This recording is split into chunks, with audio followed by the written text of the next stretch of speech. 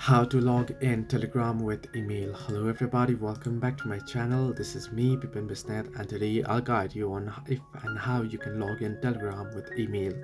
Now, if you're trying to register to Telegram or log into Telegram using your email address, then unfortunately the only way that Telegram accepts and verifies you as a user is through your mobile number, the registered mobile number.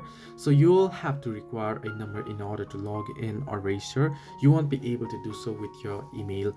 If you want to set up a two-step verification password, then it is possible to set it up, and then next time you can log in using your email there with the verification process. However, in order to sign up or log in, it's not possible. If you don't have a number and you don't want to use your personal number, then what you can do is you can head into your browser, and there on the browser you can search in for virtual code for SMS or virtual SMS for code.